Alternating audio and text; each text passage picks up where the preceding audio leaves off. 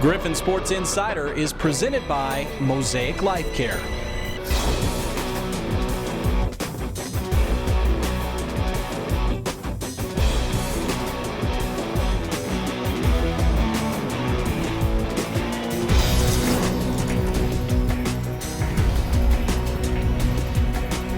Hello and welcome to this week's edition of Griffon Sports Insider, presented as always by our friends at Mosaic Life Care. It's rivalry week this week. Griffon basketball heads to Northwest Missouri State in Maryville on Saturday. For Griffon women's basketball, they continue to inch closer to a conference championship. Game number 24 of this women's basketball season takes us to Tahlequah, Oklahoma. 21-2 Missouri Western try to complete this season sweep of Northeastern State. This was a close game until midway through the second quarter. Then Serafina Handy went on a 14-0 run by herself. She scored all 16 of her points in the first half. The Griffons didn't miss much from the field at all into the half. Chelsea Dewey playing beat the buzzer all net. Western uses 72% first half shooting to take a 47-31 lead to the break. There would be no cooling down either. Safula Fa'avai and one, then LaQuinta Jefferson. Team high 21 points on 9 of 11 shooting for her. She becomes the 17th Griffon to pass the 1,000 point mark for her career.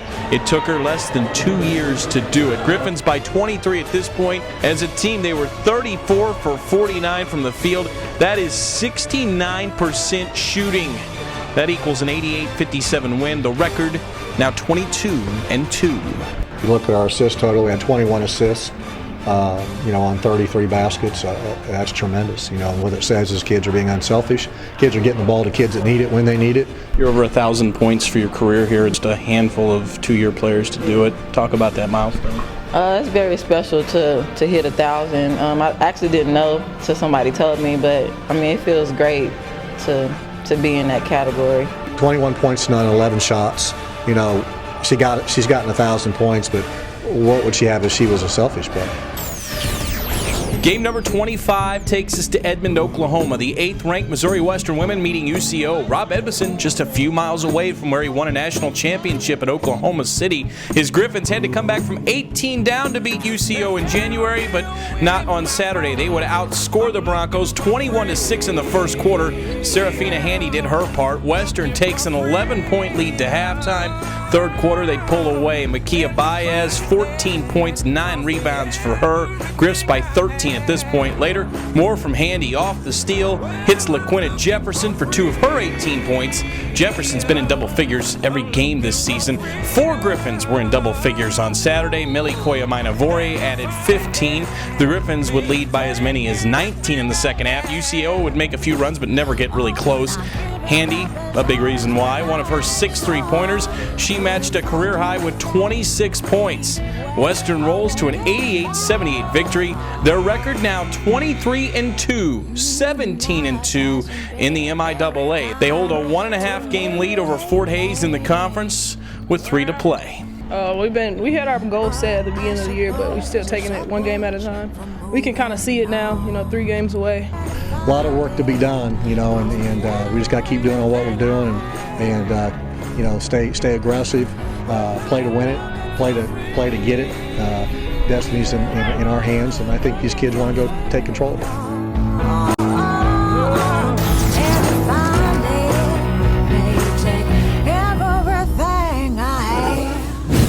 Joined now by the head Griffon women's basketball coach, Rob Edmondson. And Coach Edmondson, we'll take that road trip, won't we? It's all right. Yeah, it was a productive trip, and it was businesslike, and it came at a time of year where obviously traveling that far and being gone that long is a challenge, but I thought our kids handled it well.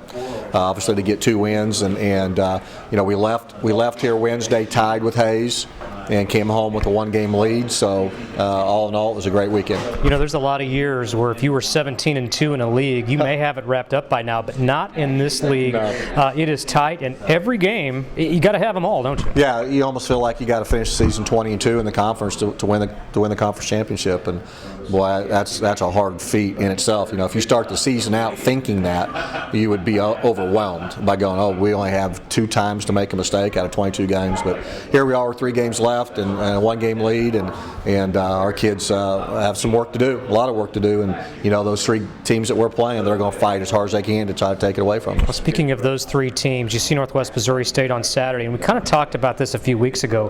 When you look at their record, you'll say, oh, golly, yeah. I mean, we'll just show up. But that's not going to be the case up there, is it? No, not at all. I mean, it's going to be a battle. Every game we've played up there has been hotly contested. This will not be any different. They're battling hard to get in the tournament.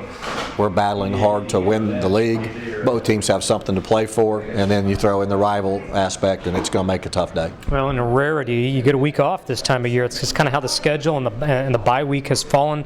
I think you kind of like that this time, right? I really do. Just looking at my team and understanding what we need right now, I think the rest and the relaxation and the freedom of the stress for a couple of days will be good for us. Another thing I know you really like is Easley's Tantalizing Trio. I have really done some homework this week.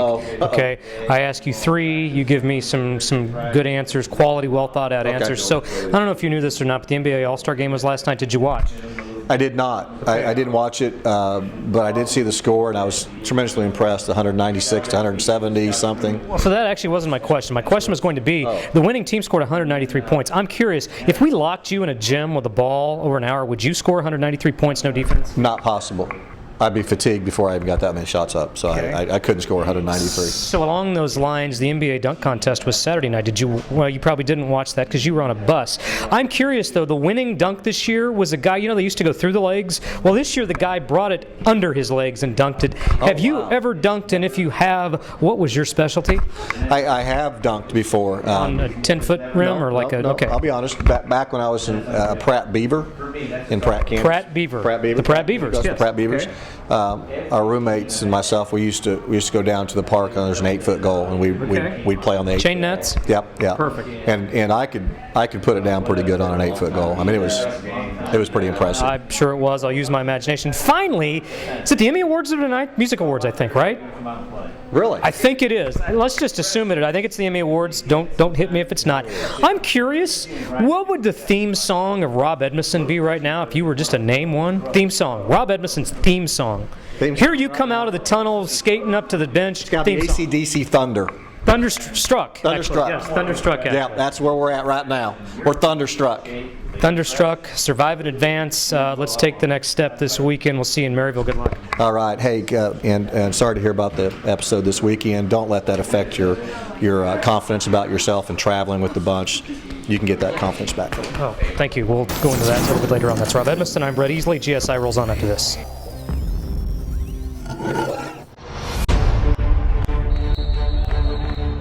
Saturday, an amazing game in Oklahoma. Missouri Western taking on UCO. The last time the Griffons were here was last March, where they blew a 19-point second-half lead and lost. Remember that number. First half was all Broncos. They just dominated the Griffons in every category. Western would go to the break down 44-25. That's a 19-point deficit. Second half, let's flip the script. Now, Cole Clearman unlocks himself from a season-long slump in a big way. 3 threes in the first 90 seconds. That's part of a 31-8 Western run in a span of 10 minutes. Not even a Brett Weiberg technical could slow the Griff's momentum. His team just staying on fire. Clearman still shooting 7 threes in the second half. He scored all of his game-high 25 points in the second half. This one ties it at 65 with 3:22 to play, but UCO fires back. Seth Eckert starts going unconscious. He also hit 7 threes. He had 23 points. This one puts the Broncos back on top by 3. Under a minute to play, Griffins down 5, but not dead. Curry Bird, big 3 from the corner. It's now a 1-possession game, but the play of the game comes in the final 6 seconds. Griffins down 3. Aaron Emanuel on the line for the first of a 1-and-1. He misses, but the ball is tipped to freshman Miles Winsine for the tie. Got it. UCO with a prayer at the buzzer. But no, we are headed for overtime in Edmond. Western just steals all the momentum from there, and that would show in the extra period. Aaron Emanuel with the and one. He had 20 points. Then Bird for 2 more of his 15 points. Missouri Western comes back from 19 down to defeat UCO 88-84, the final in overtime. It's Western's first road win of the season. They've now won 3 of 4. What a game and what multiple clutch performances. Had some fighters. We get everybody fighting. Just think what you could do, man. Had some fighters. Could not be more pleased and more proud. I know it a lot of expended energy. I mean, I would think exhausted. Birds exhausted. I would think exhausted. That's how you play, man. I could not be more proud.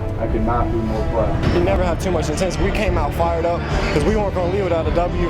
Cole came out, hit some big shots, 3 straight, hit 7 in a row, I think. Like I said, Coach has a lot of confidence in me, and he keeps telling me to shoot the ball, and everybody else on this team believes in me, and I believe in them.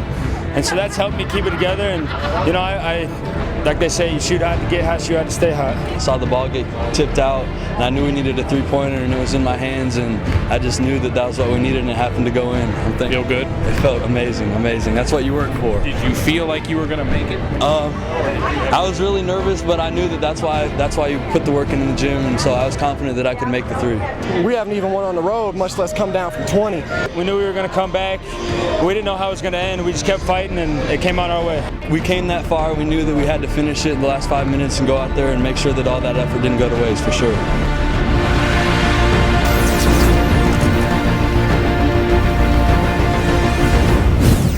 Brett, you've been asked a lot of questions about last Saturday's comeback. I'm curious, as a coach speak is one thing, but did you think that comeback was possible? Well, absolutely, I thought it was possible. How likely, you know, not very on the road the way we've been playing. So it's a credit to the kids that were on the floor. I mean, 100% of the credit goes to them. And obviously, the first 5 minutes of that second half was what kind of did it, in the sense of now, hey, this is going to be a game to the very end. And kids did a great job making shots, translated, you know, good offense in this instance, translated into us playing good defense down on the other end. And at least we gave ourselves a position to where, if we had a little luck, maybe we could, get out of there with a win, and ended up having a lot of luck, and we got out of there with a win. Well, I know you've been searching for the right combination of guys all year, and for Saturday, for a half and an overtime, you found it. You shortened the bench. Will you use that same rotation moving forward? How will that play out? It's likely those guys will get to see the floor, early in some fashion or another. I thought those guys played their heart out that entire second half. I think we maybe subbed one time. And they finished it out in overtime as well, and it in some ways that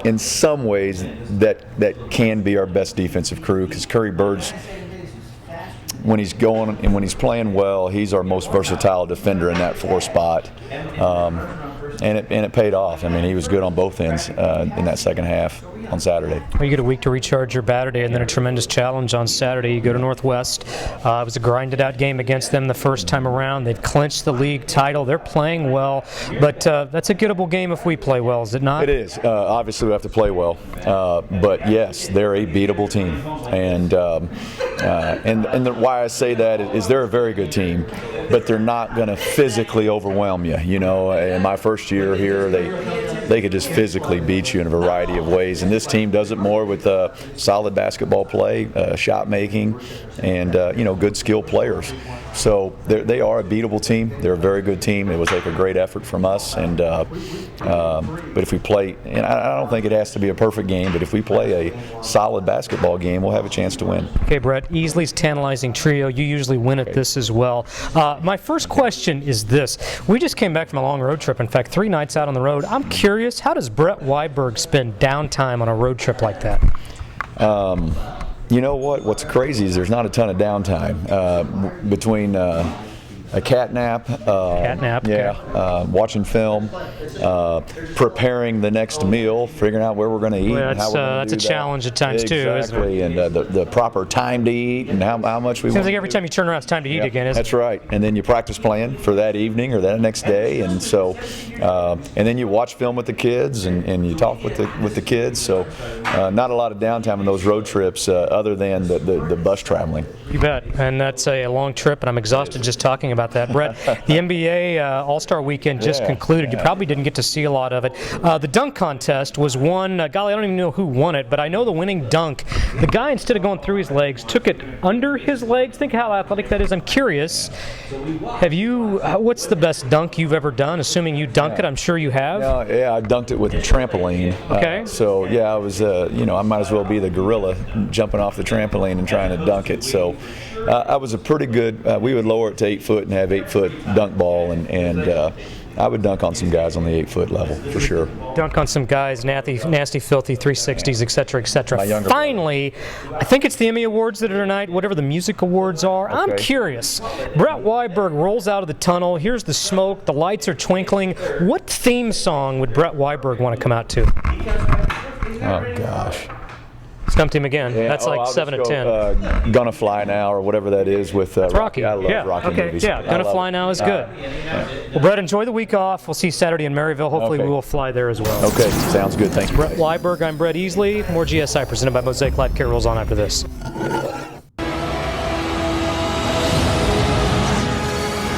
There are stories about what happened.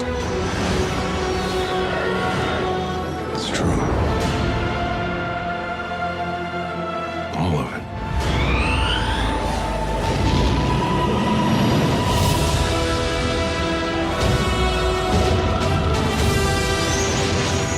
The dark side. A Jedi. Seconds down to 3. Top speed at the buzzer. It's good! It's foul! They're real.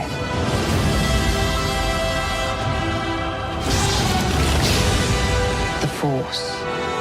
It's calling to you.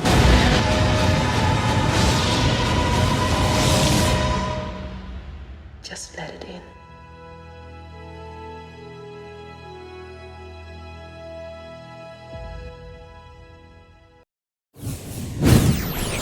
Griffon baseball now 4-3 on the young season after going 3-1 at the Henderson State Spring Invitational last weekend. We talked with Buzz Verduzco. And Buzz, when we talked last week, you were talking pitching, and you kind of wanted to see those guys compete, be a little more aggressive. Did you get that this weekend? That was one part of our game that we really enjoyed watching. It was something that we knew after our first weekend we had to improve. And with some of the kids now, we probably had maybe 3-4 type pitchers that we felt really good after the first weekend. After this weekend, we're up to 7. So, wow. I mean, that's a big improvement. And so heading into conference play, if you can get your staff, we're continuing to play good defense, all that working together. Runs come and go, but you got to pitch and play defense. Then we're going to feel pretty good about heading into conference play. Well, from your lineup perspective, I know you had some question marks there, but I tell you what, 2 guys that were here last year that are off to a great start, Cosmo Canella and Rencio Fisher. Oh, those 2 guys are the mainstay right now of really our lineup, and we really haven't got Glode going yet. He's probably trying to do a little bit too much at the plate, maybe a little bit too much pressure, but he's going to be fine. He's a good hitter. So 1 through 6, and right now probably 7, we feel really good about. We didn't know kind of what our right field situation is going to be, so we've been trying a few guys, and we'll have that solidified here soon. Cody Matthews has done a great job, great offensive player, so if it ends up being him, he could give us a big punch. We got a couple of weeks here before the home opener. The weather looks good. You're going to be able to get outside and practice on our field, aren't we? Yes, and that's kind of key. Heading into places like Art Tech where you come from the field house, it's a little more difficult, and so you got to play catch up a little bit as far as being outside and that sort of thing. But being able to be outside, take BP, take ground balls, fly balls in the wind, I mean, all those things are important in order to kind of get yourself really comfortable with the setting. And I have one final burning question for you, completely switching gears. You probably didn't see the NBA All-Star Game last night, but the winning team scored 193 points. I'm curious, if I locked you in a gym, no defense, and gave you a ball, would you score 193 points yourself? No defense. Probably not. Probably not. Those guys are pretty impressive. I mean, I was talking to Coach Weiberg about it, and I can't believe what those guys can do. So it's an offensive show. It is an offensive show for sure. That's Buzz Verduzco. I'm Brett Easley. Check Griffon Baseball has 2 weeks at home. They open conference play against Washburn.